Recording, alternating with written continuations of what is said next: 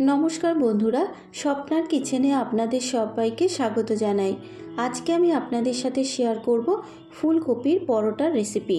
বানানো খুবই সহজ আর খেতেও কিন্তু খুবই অসাধারণ হয়। আশা করি আজকের এই রেসিপিটা আপনাদের ভালো লাগবে। যদি রেসিপিটা আপনাদের ভালো লেগে থাকে অবশ্যই ভিডিওটাকে একটা লাইক ও শেয়ার করে দেবেন। তাহলে দেখে নেওয়া যাক আমার আজকের রেসিপিটা। ফুলকপির পরোটা বানানোর জন্য একটা বোলের মধ্যে নেব 2 কাপ মতো আটা। তবে আপনারা আটার বদলে কিন্তু ময়দা দিয়েও পরোটা বানাতে পারেন। আটার উপরে দিয়ে দেবো অল্প পরিমাণ একটু নুন, দিয়ে দেবো 1 চা চামচ মতো জোয়ান। জোয়ানটা দেওয়ার সময় কিন্তু জোয়ানটাকে একটু হাতে ঘষে দিতে হবে।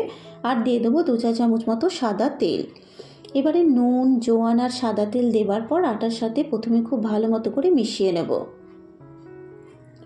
সব কিছু যখন খুব ভালো মতো মেশানো হয়ে যাবে, এবারে অল্প অল্প জল দিয়ে আটাটাকে মেখে একটা ডো রেডি করে নেব। একসাথে অনেকটা জল দেব না, অল্প অল্প জল দিয়ে কিন্তু আটাটাকে মাখতে হবে। তবে আটাটা মাখার সময় খুব বেশি নরমও না, আবার খুব বেশি কিন্তু শক্তও না। পরোটা করার সময় যেরকম আমরা আটা মাখি ঠিক সেইভাবেই কিন্তু আটাটাকে মেখে নেব। আটাটা খুব ভালো মতো মেখে নেওয়া হয়ে গেছে। এভাবে আটাটাকে 30 মিনিট মতো ঢেকে রেখে দেব। আটাটা মেখে নেওয়া হয়ে গেলে এবারে এখানে নিয়েছি একটা ছোট সাইজের ফুলকপি। ফুলকপিটাকে আগে থেকেই আমি ভালো করে জল দিয়ে ধুয়ে জলটাকে ঝরিয়ে রেখেছি। এবারে ফুলকপিটাকে গ্রেট করে নেব। গ্রেট করার জন্য নিয়ে নিয়েছি এখানে একটা গ্রেটার। এই গ্রেটারের সাহায্যে ফুলকপিটাকে গ্রেট করে নিতে হবে। ঠিক এরকমভাবে ফুলকপিটাকে আমি গ্রেট করে নেব। আর ফুলকপির নিচের যে ডাঁটাটা আছে সেই ডাঁটাটাকে কিন্তু ফেলে দেব, খালি ফুলটাকে গ্রেট করে নেব।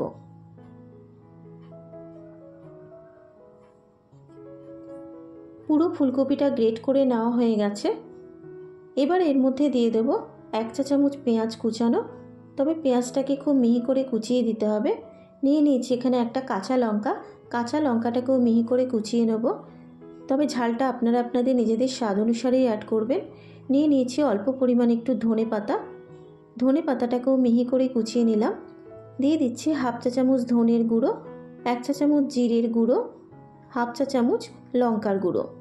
সমস্ত কিছু উপকরণ দেওয়ার পর এবার গ্রেট করে নেওয়া ফুলকপির সাথে খুব ভালো মতো করে মিশিয়ে নেব। এখন আমি নুন দিচ্ছি না, কারণ নুন দিলে কিন্তু জল ছাড়তে শুরু করবে। তাই সমস্ত উপকরণ আগে আমি খুব ভালো মতো করে মিশিয়ে নেব। মেশানো হয়ে যাবার পর এবার এখন এর মধ্যে আমি পরিমাণ মতো নুন অ্যাড করে দেব। নুন দেওয়ার পর এবার আবারও খুব ভালো মতো করে মিশিয়ে নেব। নুনটা ভালো মতো মেশানো হয়ে গেছে। এবার পরোটা বেলে নেব। পুরটা রেডি করে নেওয়া হয়ে গেলে এবার আটাটাকে আবারও একবার একটু খুব ভালো মতো করে ঠেসে নেব।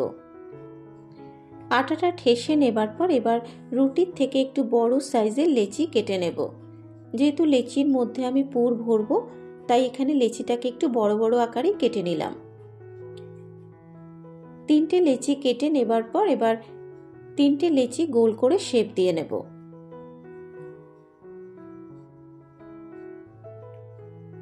তিনটে লেচি গোল করে শেপ দিয়ে নেবার পর এবার লেচির মধ্যে পুর ভরে নেব। এবারে লেচিটাকে নিয়ে অল্প পরিমাণ একটু আটা মাখিয়ে নিয়ে বাটির আকারে প্রথমে শেপ দিয়ে নেব।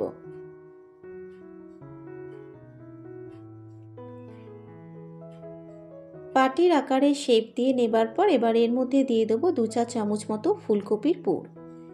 তবে পুরটাকে খুব বেশি ঠেসে ভরার প্রয়োজন নেই। ঠিক এরকমভাবে পুরটাকে দিয়ে মুখটাকে বন্ধ করে দেব। মুখটাকে খুব ভালো মতো করে বন্ধ করতে হবে, যাতে বেলার সময় পুরটা বেরিয়ে না যায়। ঠিক এইভাবে মুখটাকে বন্ধ করে দেব। পুরটাকে ভরে নেবার পর আবারও হাতের তালুর মধ্যে গোল করে শেপ দিয়ে নেব। একটা লিচির মধ্যে পুর ভরে নেওয়া হয়ে গেলে এবারে অল্প অল্প আটা দিয়ে লিচিটাকে রুটির আকারে বেলে নেব। তবে এখানে রুটির থেকে একটু বড় সাইজের করে আমি পরোটা বেলে নেব। তবে বেলার সময় একটু হালকা হাতে চেপে বেলতে হবে, তা না হলে কিন্তু ভেতর থেকে পুরটা বেরিয়ে যেতে পারে। ঠিক এইভাবে হালকা হাতে পরোটা বেলে নেব।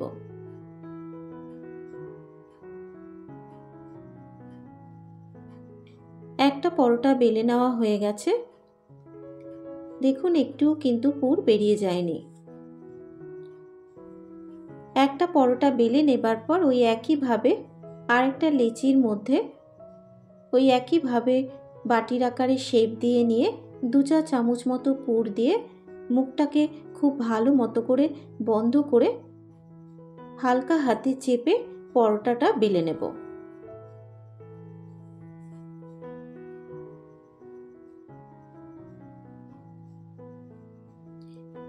এই একইভাবে কিন্তু আমি আরেকটা পরোটাও বেলে নেব। পরোটাগুলো বেলে নেবার পর এবার পরোটাগুলোকে ভেজে নেব। পরোটাগুলো বেলে নেওয়া হয়ে গেলে তাওয়াটা যখন গরম হয়ে যাবে তাওয়ার মধ্যে দিয়ে দিলাম একটা পরোটা। প্রথমে কিন্তু পরোটার দুপিটি খুব ভালো মতো করে সেঁকে নেব। পরোটার দুপিটি যখন সেঁকে নেওয়া হয়ে যাবে এবার অল্প অল্প তেল দিয়ে পরোটাগুলোকে ভেজে নেব।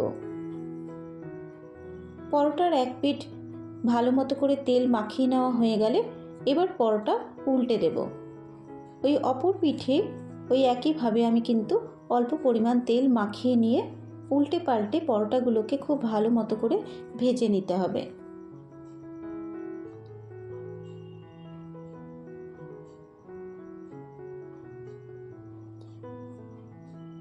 পরোটার দুপিটি কিন্তু খুব ভালো মতো ভেজে নেওয়া হয়ে গেছে। একটা পরোটা ভেজে নেবার পর এবার পরোটাটাকে একটা প্লেটের মধ্যে তুলে রেখে দেব। এই একইভাবে আমি আরেকটা পরোটাও প্রথমে দু পিঠ খুব ভালো মতো করে সেঁকে নিয়ে দু পিঠেই অল্প অল্প তেল দিয়ে পরোটাগুলোকে ওই একইভাবে ভেজে নেব।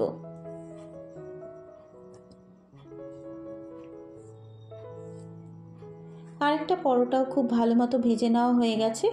এবার এই পরোটাটাও একটা প্লেটের মধ্যে তুলে রেখে দেব। 3টে পরোটাই কিন্তু ভেজে নেওয়া হয়ে গেছে। তৈরি হয়ে গেছে আমার আজকের রেসিপি ফুলকপির পরোটা। এবারে একটা পরোটা ছিঁড়ে দেখিয়ে দিচ্ছি পরোটাটা কত সুন্দর তৈরি হয়েছে।